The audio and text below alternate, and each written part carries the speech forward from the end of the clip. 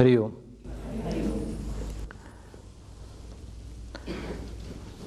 The series of talks from today is going to be on esoteric teaching. The word esoteric is a Greek word which means sacred ceremony. Esoteric means a sacred ceremony. It is not a teaching, but it is a ceremony. The whole mystic school, be it the Hindu mystic school, be it a Sufi mystic school, be it a Zen mystic school, the whole mystic school is a form of esoteric ceremony. Esoteric means a sacred, secret ceremony. Please get this. It is a sacred, secret ceremony. In fact, it is not a teaching, because the true spirit of mysticism, of occultism, the guru really does not teach the student. The teaching between the master and the student by words is a very superficial teaching. The real teaching with the master and the student is from being to being, not from words to words. It's a transmission from being to being. Therefore, Adi Shankaracharya, in his Dakshinamurti Stotram, he says, Mauna Vyakya Prakatita Parabrahma Tattvam Yuvanam. The Guru taught the student through silence. And even though words are written, the communication is really from one energy field to another energy field. If this is not really understood, then really the whole teaching is not understood. Therefore, esoteric means a sacred ceremony. To just eliminate the word called teaching. There was a great saint in India called as Nagarjuna. He is a very great logician and a great saint. Very interestingly, Nagarjuna, in his monastery, he used to sit outside. Like we have a mandir here, anybody coming to meet him used to sit outside, and all discussions used to happen outside the monastery. He had a beautiful monastery inside. Outside, the discussion used to happen. And he was such a great logician. If somebody said God exists, he will logically prove God does not exist. If somebody says God does not exist, he will logically prove God exists. If somebody says this is black, he will logically prove this is white. If somebody says white, he will logically prove it is black. He was one of the greatest logicians India has ever produced. He is called Nagarjuna. His literature in Sanskrit is profound. But all discussion is to happen outside the monastery. The only question which appears very sanely is to ask is the question, why are we not discussing inside the monastery? Why it is outside the monastery? And for that only the ordinary person could understand his logic. He says, if you want a communication between me and you inside the temple, it is going to be through silence. If it is going to be out with words, it is going to be outside. And such of those people who are really qualified to receive his energy of silence, only such people is to come inside, and inside they both is to sit just silently, each one drinking the energy field of the other, and thereby communicating. The true transmission between the master and the student is by silence. There's a true incident which happened in Thailand. It seems when the war broke down, the statue of a huge Buddha made of mud was transported. And as it was being transported, because war broke down and there was a road they had to lay, and therefore huge Buddha statue they had to transport. And as they were transporting the huge Buddha, it's a true story, huge Buddha statue, as they were transporting, it happened that suddenly there was rain, and also it was dark, so they had to put a tent there while transporting tent. And the chief priest, after some time, wanted to make sure everything is okay with the huge Buddha statue, because of the road and because of the war they had to transport it. Right? As he put the torch to see the Buddha mud clay statue, as it was put there, lo, he found there was a golden light coming out from the Buddha. So therefore he got shocked, he went close. What is this golden light? He went there and he scratched a little, scratched more. The golden light went on increasing, scratched further, it went on increasing. And afterwards they found it was not a mud statue, it is not a clay statue, it was a golden Buddha. And even now in Thailand, you'll find a huge golden Buddha. At the time of war, since it's a golden Buddha, it seems they covered it by clay so that people will not snatch away. Right? When I read this story, it is very significant. We are all golden Buddhas inside. But we are covered with the clay and the mud of our words. Covered with clay and mud of our words. And therefore the golden Buddha is covered with words and philosophy. And because it is covered, the golden Buddha is hid, and we are only seeing the outer layer. The whole esoteric ceremony is a ceremony telling us to remove this clay, to remove this muddy mind. And when you remove the muddy mind, you'll discover a golden Buddha within us.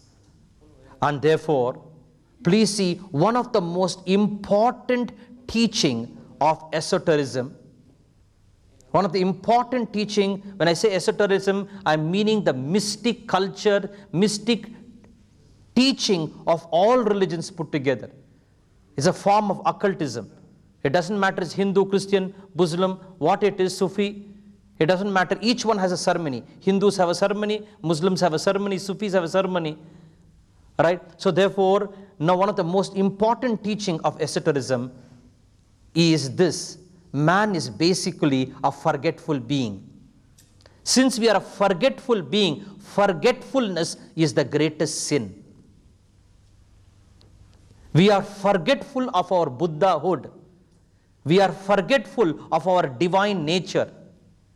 And since we are forgetful of our Buddhahood, our divine nature, that Atma is Chaitanya, we are forgetful, we get lost in the periphery of life and start missing the central of life. And therefore, if you see Nataraja, one of our esoteric ceremonies, Nataraja, if you see, it's highly significant. Nataraja is dancing on an asura, on a demon. And the demon means what? The demon means an Rakshasa called forgetfulness. The greatest Rakshasa is not somewhere outside. It is a forgetful being that we are. And that is the greatest Rakshasa. And therefore Krishna says there's a Daiva Sampatti, there is a Sura and Asura Sampatti. Both the wealths are there. The forgetfulness is what is referred to as the Asura. On the Asura, Nataraja is dancing. Means if you can destroy the forgetfulness of what is the purpose of life, what is the context of life, like how those Buddhists forgotten, it is a golden Buddha and mud Buddha was only a method to avoid. If we have forgotten this, the gold is missed. So too we have forgotten that our deep nature is divine. Our Atma is indeed divine. We have forgotten, and therefore one of the most important esoteric teachings, sacred teachings is this: we are forgetful. And therefore Nataraja on an Asura, the Asura is forgetfulness. Now, how to destroy forgetfulness? And therefore the most important teaching of esotericism is self-remembering. Self-remembering is the most important teaching. Atma Smaranam.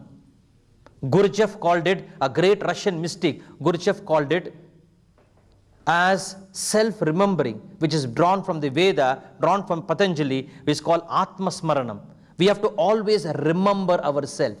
We are forgetful, you have to remember. Going and meeting a guru is only reminding you of your pristine state of being.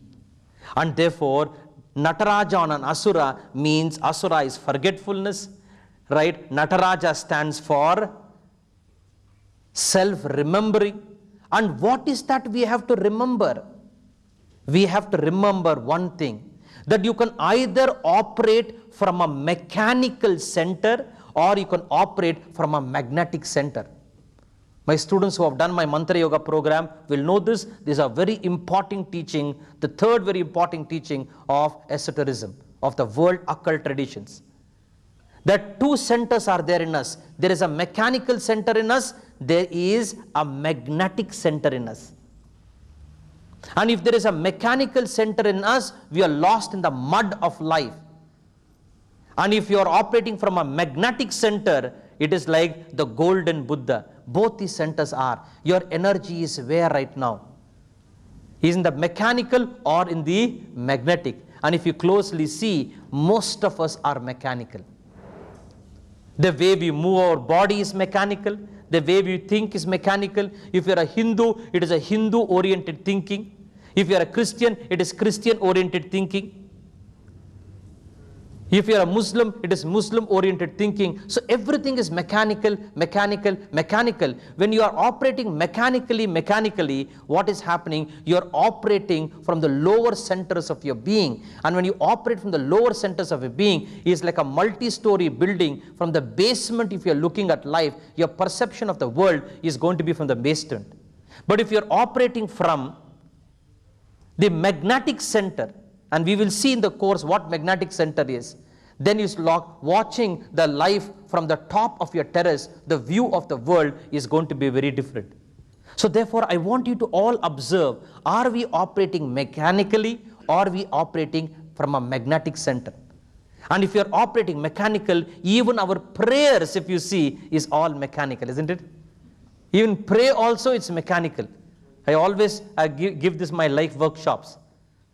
A Christian father was converting everybody into Christianity, and therefore the archbishop of the place, as a token of his love, comes and gives a beautiful Arabian horse as a gift to the Christian father for spreading the message of Christ. And the archbishop tells the father, this horse is a religious horse, so therefore it knows only religious jargons.